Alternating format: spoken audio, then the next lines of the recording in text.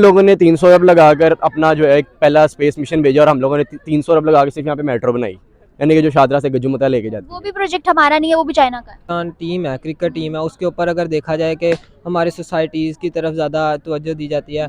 जैसे उसकी शर्ट के पीछे है पार्क व्यू सिटी, नोट ऐसा किया ही हो। है। और अगर देखा जाए कि इंडिया ने अपने एक एजुकेशनल इंस्टीट्यूट का नाम रखा हुआ है। इंडिया की पॉपुलेशन भी है, लेकिन ये है कि उनकी जो इकोनॉमिक ग्रोथ है ना, मेरे ख्याल से कि वो कर सकते हैं, क्योंकि देखा जाए ना उनकी गवर्नमेंट की स्टेबल है। सर, एक टाटा ग्रुप है, एक टाटा कंपनी जो है ना, उसकी जीडीपी पाकिस्तान के टोटल जीडीपी से ज्यादा है।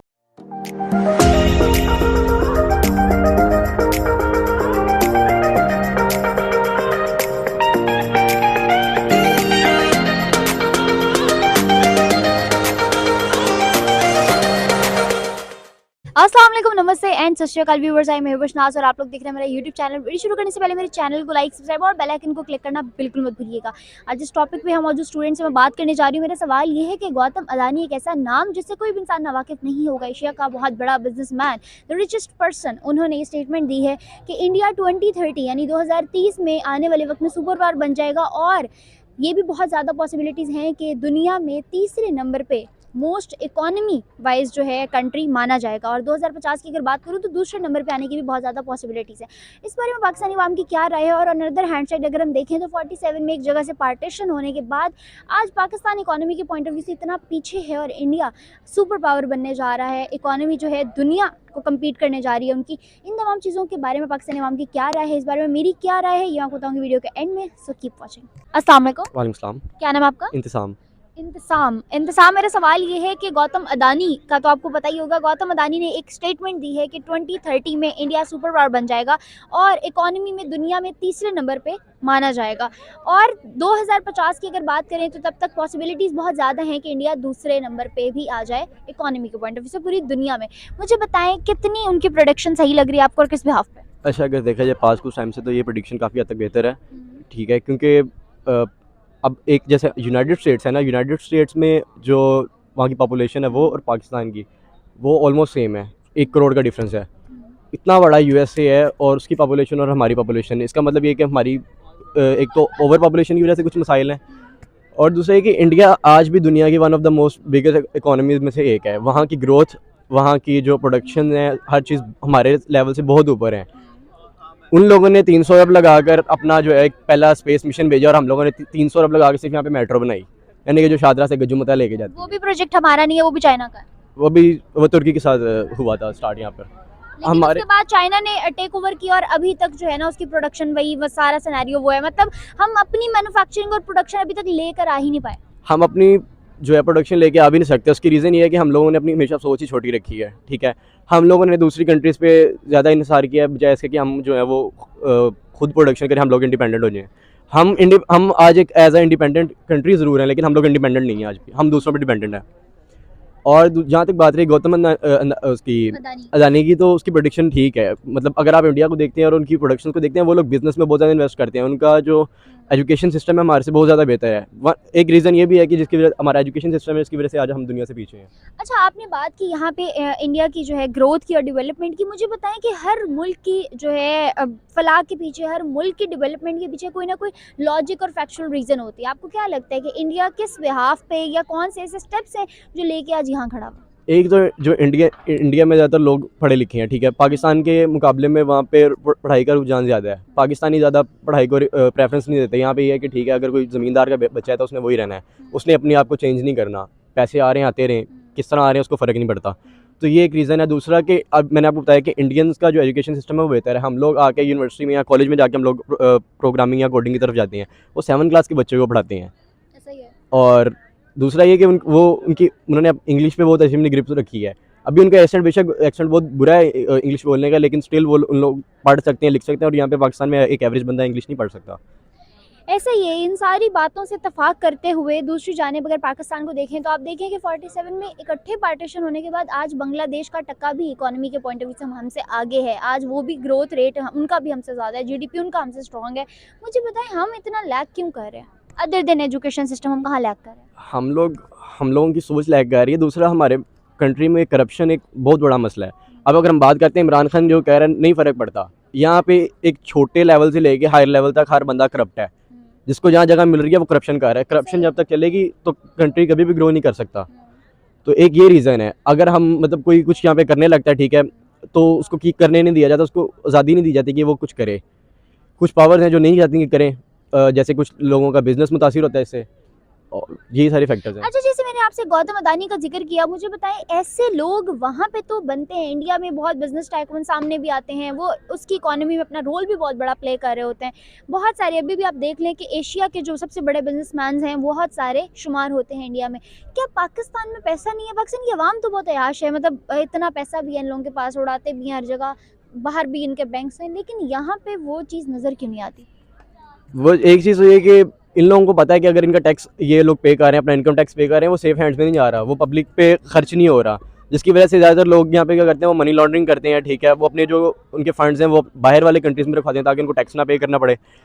और दूसरा ये कि यहाँ पे बहुत सारे बिजनेसमैन हैं लेकिन ये अभी अपने बिजनेस को उस लेवल तक ग्रो भी नहीं करते।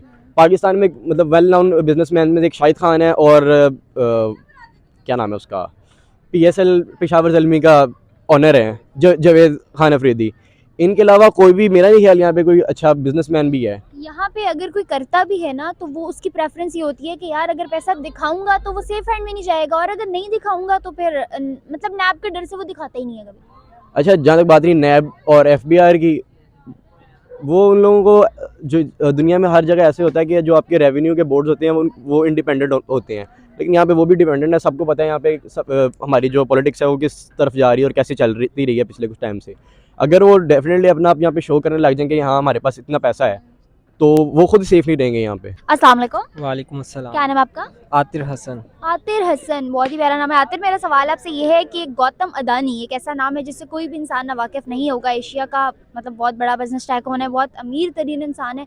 उस बंदे ने ये स्टेटमेंट दी है इंडिया से कि इंडिया 2023 में 2030 में जो है सुपर पावर बन जाएगा, और उसके लिए ये काम करना मुश्किल नहीं है, और 2050 में सेकंड लार्जेस्ट इकोनॉमी वाली कंट्री बनने की भी पॉसिबिलिटीज़ है। मुझे बताओ कि कौन सी ऐसी चीज़ है जिसके बिहाफ पे इंडिया और इंडिया की इकोनॉमी इतना ग्रो कर रहा है? सबसे पहले तो देखा जाए कि एजुकेशन जो है आपकी कंट्री को सबसे आगे लेकर आती है, और एजुकेशन अगर कंट्री की ठीक ना हो तो उसकी जो यंग जनरेशन है वो काम नहीं करती। तो जैसा जैसा कि हमारा एक पाकिस्तान टीम है, क्रिकेट टीम है, उसके ऊपर अगर देखा जाए कि हमारे सोसाइटीज़ की तरफ ज़्यादा तवज्जो दी जाती है, जैसे उसकी शर्ट के पीछे है पार्क व्यू सिटी, नोट ऐसा किया ही हो। है। और अगर देखा जाए कि इंडिया ने अपने एक एजुकेशनल इंस्टीट्यूट का नाम रखा हुआ है, उन्होंने ज़्यादा तवज्जो एजुकेशन की तरफ दिया है ताकि हमारी यंग जनरेशन जो है आने वाले वक्त में हमें मदद दे। लेकिन हमारे पाकिस्तान में इस तरह के कोई इंस्टीट्यूट आगे ऐसा दिलचस्प नज़र ही नहीं आते कि बच्चों के अंदर कोई दिलचस्पी हो पढ़ने में, और वो इस तरफ नहीं आते। अभी भी आप देख लें ग्राउंड में बच्चे कम और क्लासों में ग्राउंड में ज़्यादा और क्लासों में कम नज़र आएंगे। अच्छा, ये तो था कि ना हमारा फोकस एजुकेशन पे नहीं है, हम यूथ को एजुकेट करके सामने नहीं ला रहे, अच्छे प्लेटफॉर्म्स पे अच्छे ओहदों पे फाइज नहीं कर रहे। दूसरी जानिब अगर मैं बात करूँ पॉलिटिकल स्टेबिलिटी की और इकोनॉमी को जो है कंट्रोल करने के रोल में, उसमें क्या डिफरेंस देखते हैं आप पाकिस्तान और इंडिया? उसमें ये कि हर जो भी आता है आके 3-4 साल मुकम्मल करता है और उसको उतार दिया जाता है, ना कि उससे 5 साल पूरे वक्त की मुद्दत को पूरा 4 साल ज़्यादा बता रहे हो? इतने ही होते हैं। 5 साल पूरे उसे नहीं करने दिए जाते ताकि वो अपनी पूरी कारकर्दगी आगे रखे, और बताया जाए कि मैं ये काम किया 5 साल में। लेकिन अगर देखा जाए अदर कंट्रीज़ में उनके रूल्स बहुत डिफरेंट हैं, और ये रूल्स ही उन्हें आगे लेकर आ रहे हैं। रूल्स डिफरेंट नहीं, शायद वहाँ रूल्स हैं, यहाँ पे रूल्स सिर्फ बनते हैं, फॉलो नहीं होते, कानून नहीं है हमारे मुल्क। अच्छा, 2030 में जो भी मैं मेजर सवाल था आपसे कि सुपर पावर इंडिया बनने की पॉसिबिलिटीज़ हैं, मुझे बताओ क्या आपको ऐसा लगता है कि इंडिया सुपर पावर बन सकता है? जी, बेसिकली वो अपना फोकस जो है वो इसी तरफ रख रहे हैं, क्योंकि हमारे पास पाकिस्तान के पास एटमी ताकत ही है जो हमारे लिए डिफेंस है। उसके अलावा हमारे पास कोई ऐसी चीज़ नहीं है जो जिसके हमारा कोई भी कंट्री डरती हो। ठीक है, एक एटमी ताकत ही है जो हमारी पाकिस्तान को आगे ला, और वो अब इस चीज़ की तरफ तवज्जो दे रहे हैं ज़्यादा कि हम अपनी एटमी ताकत को भी आगे लाएं। ऐसा ही है और एटमी ताकत इंडिया के पास भी है, मगर मसला ये है कि हमने उसके अलावा कुछ नहीं किया। वो उसके अलावा भी बहुत से प्रोजेक्ट्स में हर जगह टांगे फंसा के और उसको पाया तक मील तक लेके चले जाते हैं। अभी रिसेंटली सैटेलाइट वाले प्रोजेक्ट में उन्होंने रॉकेट लॉन्च किया विक्रम एस के नाम से। उसके अलावा और भी अगर बात करूँ तो आईटी की फील्ड में देख लो, इलेक्ट्रॉनिक्स के पॉइंट ऑफ व्यू से, रेलवे, हर चीज़ में वो लोग बहुत ज़्यादा डेवलपमेंट कर रहे हैं। अस्सलाम वालेकुम, वालेकुम सलाम। क्या नाम है आपका? उसामा। उसामा, मेरा सवाल ये है कि गौतम अदानी एक ऐसा नाम है जिससे कोई भी इंसान वाकिफ़ नहीं होगा, एशिया का जो है रिचेस्ट पर्सन, उसने ये जो है अनाउंस किया है, उसका एक ट्वीट किया उसने कि 2030 में इंडिया जो है वो सुपर पावर बन जाएगा, वर्ल्ड्स थर्ड जो है ना हाईएस्ट रैंकिंग पे आ जाएगा इकोनॉमी के पॉइंट ऑफ व्यू से, और 2050 की अगर बात करें तो तब आ जाएगा सेकंड नंबर पे। आपको क्या लगता है गौतम अदानी ने इंडिया को जो इतना ज़्यादा प्रायोरिटाइज़ किया इस चीज़ में, किस बिहाफ पे किया? क्या ऐसा वाकई पॉसिबल है? मेरे ख्याल से उसकी प्रिडिक्शन है वो बेहतर है, क्योंकि देखें इंडिया को अगर हम देखे जाएं तो उसकी इकोनॉमिक जो है इस वक्त एज़ कम्पेयर टू पाकिस्तान जो है, अगर करेंसी के हिसाब से भी देखें तो वो 3 देखें, हमारा 1 रुपया उसके 3 रुपये हैं, ठीक है।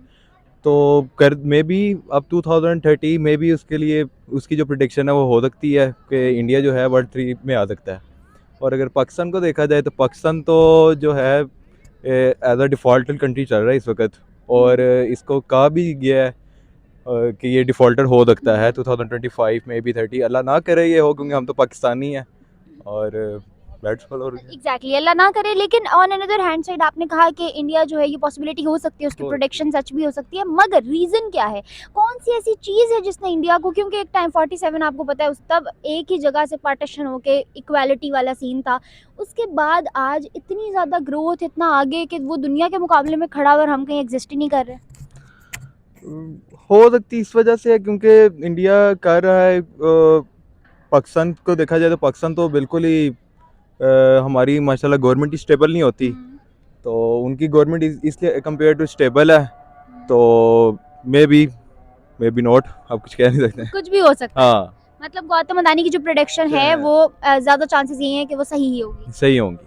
Chances है। ऑन द बिहाफ ऑफ कि इंडिया जिस स्पीड से हाँ। ग्रो कर रहा है। इंडिया की पॉपुलेशन भी है, लेकिन ये है कि उनकी जो इकोनॉमिक ग्रोथ है ना, मेरे ख्याल से कि वो कर सकते हैं, क्योंकि देखा जाए ना उनकी गवर्नमेंट की स्टेबल है। सर एक टाटा ग्रुप है, एक टाटा कंपनी जो है ना उसकी जीडीपी पाकिस्तान के टोटल जीडीपी से ज्यादा है, सिर्फ वहाँ की एक कंपनी की। इसका मुझे कोई आइडिया नहीं है, अब मैं क्या करूं। नहीं मैं आपको बता रही हाँ। हूँ कि मतलब देखें इतना डिफरेंस आ रहा है। हो सकता है।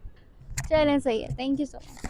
Okay viewers, as you guys seen कि हमने लिए पाकिस्तानी आवाम के जवाबात और देखें उनके रिएक्शन से उनको क्या लगता है गौतम अदानी ने जो स्टेटमेंट दी है वो किस हद तक सच है, उनकी प्रोडिक्शन आने वाले टाइम में क्या पॉसिबल हो सकती है या नहीं। ये थी आवाम की राय, अगर जानी चाहे मेरी राय तो मुझे ये लगता है कि इस चीज़ के बहुत ज़्यादा चांसेस है, क्योंकि जिस स्पीड से इंडिया ग्रो कर रहा है, सेटेलाइट के प्रोजेक्ट्स हों, IT के हों, इलेक्ट्रॉनिक्स के हों या रेलवे से रेलिवेंट कुछ हो, हर चीज़ में they are competing the whole world, और इस स्पीड से अगर वो ग्रो करता रहा तो मुझे लगता है 2030 से भी पहले इंडिया इस चीज़ को जो है सच साबित कर देगा। और अगर जानी जाए पाकिस्तान के बारे में राय तो पाकिस्तान करना भी चाहता है, लोग यहाँ का यूथ बहुत ज़्यादा जो है मोटिवेटेड भी है, मगर उनको रिसोर्सेज और प्लेटफॉर्म्स की बहुत ज़्यादा कमी होने की वजह से वो लोग इस चीज़ को सरअंजाम नहीं दे पाते और सामने नहीं ला पाते। कोई भी मुल्क तरक्की तब तक नहीं करता जब तक वो अपनी सोच को ना बदले। हमें खुद से शुरू करके इस पूरे मुल्क को चेंज करना है, ताकि आने वाले टाइम में हम भी कहीं स्टैंड कर सकें और जहाँ लैक करें उन चीज़ों को कवर अप कर सकें। इसके साथ साथ आज की वीडियो में मुझे इजाज़त कर दे। वीडियो से लिए मेरे चैनल को लाइक, सब्सक्राइब और बेल आइकन को क्लिक करना बिल्कुल मत भूलिएगा। तब तक के लिए अल्लाह हाफ़िज़।